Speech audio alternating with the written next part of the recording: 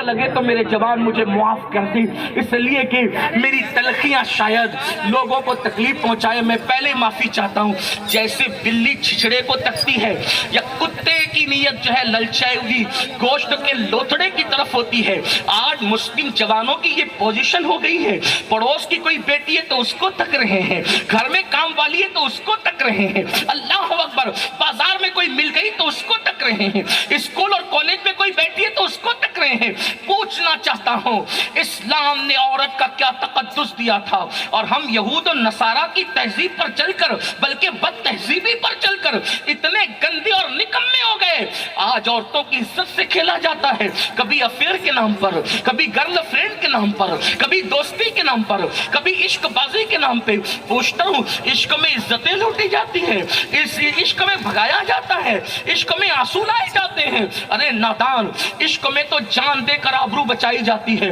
یہ کیسا عشق ہے جو زنا کروا رہا ہے، یہ کیسا عشق ہے جو بدکاری کروا رہا ہے۔ سن لو، اللہ اکبر۔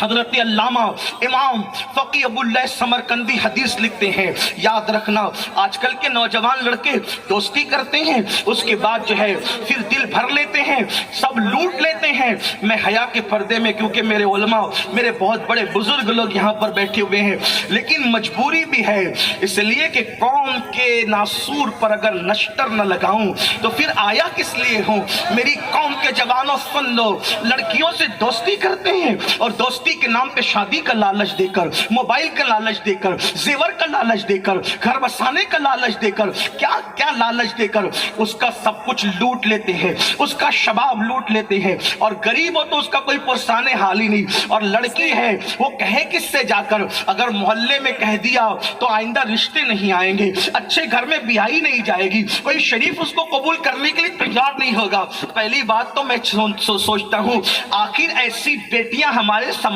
میں پیدا کیوں ہوتی ہے جو اپنا سب کچھ لٹا دے موبائل کے چکر میں، اپنا سب کچھ لٹا دے زیور کے چکر میں، اپنا سب کچھ لٹا دے قیمتی کپڑوں کے چکر میں، اپنا سب کچھ لٹا دے بائک پہ گھومنے کے چکر میں۔ اس کی وجہ ماں باپ ہے ذمہ دار، کہ ماں باپ نے اپنی بیٹی کو اپنے بازو میں بٹھا کر کے سیریل تو دکھائے، لیکن اپنے ماں باپ نے اپنی بیٹی کو سیدہ فاطمہ کا کردار نہیں پڑھایا، سیدہ عائشہ صدیقہ کا کردار نہیں پڑھایا، ام المومنین سیدہ خدیجہ کا کردار نہیں پڑھایا۔ سن لو، بیٹیوں کو بازو میں بٹھا کر کے سیریل دکھاؤ گے تو یہی دن دیکھنے پڑیں گے جو امت دیکھ رہی ہے، اور سیدہ فاطمہ کا کردار دو گے، انشاءاللہ بیٹیاں بھوکی مر جائے گی لیکن کبھی آبرو کا سودا نہیں کرے گی۔ میں تو یہ سوچتا ہوں ہمارے نبی کی شہزادی کی زندگی پڑھو تو آپ کو پتا چلے گا۔ میرے آقا علیہ السلام کے پیارے دیوانوں، اگر بہنیں سن رہی ہے تو ان کو پتا ہونا چاہیے،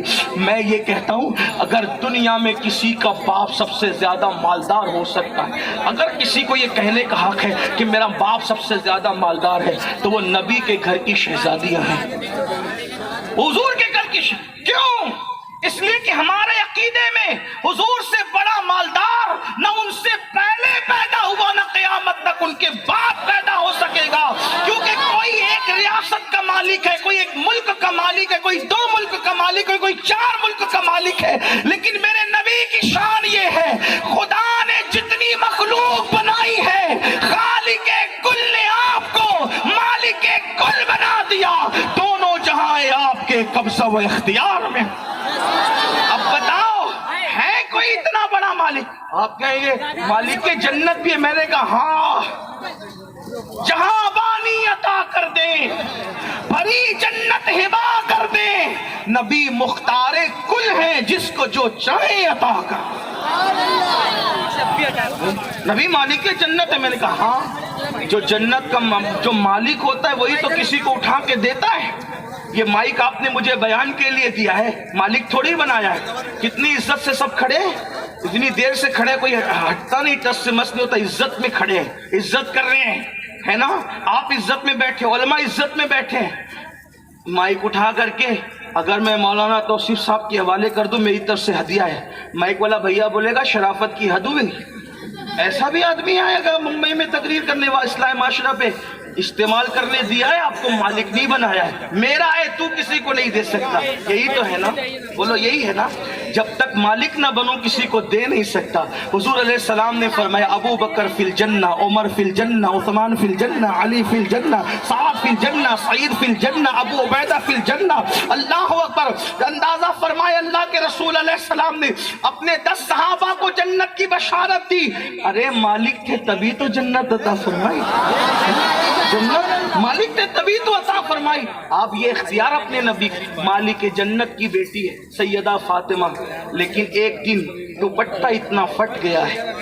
دوپٹہ اتنا پھٹ گیا ہے کہ پیون لگانے کے لیے کپڑا نہیں ہے۔ اگر بہنیں سن رہی ہیں، جو بچیاں کہتی ہیں نا مولانا غریب ہے، غربت کی وجہ سے آبرو بیچ رہے، یہ کر رہے ہو، میں نے کہا سیدہ فاطمہ اتنے بڑے بابا کی بیٹی ہو کر اتنی تنگی میں اسی لیے زندگی گزارا تھا تاکہ ہماری غربت پر اپنی سنت کا لبادہ ڈال دیں، کیونکہ کبھی کوئی غریب کی بیٹی پیون لگا کر کے دوپٹہ اوڑھ کر کسی محفل میں جائے گی تو کوئی اس کی غربت کا مذاق نہیں اڑائے گا، بلکہ لوگ کہیں گے دیکھو آج بھی سنت فاطمہ پر عمل کرنے والی بیٹیاں موجود ہیں، اس کی عزت کو 4 چاند لگ جائیں گے۔ لیکن میرے قوم کے جوانوں ذرا غور سے سننا، بہنیں بھی توجہ فرمائیں، جب سیدہ فاطمہ الزہرا کا دوپٹہ اتنا پھٹ گیا اور پہلے سے 16 پیون لگے ہوئے تھے اور اب پیون لگانے کے لیے بھی سیدہ کے گھر میں کپڑا نہیں تھا، اللہ اکبر، مولا کائنات نے سیدہ سے کہا فاطمہ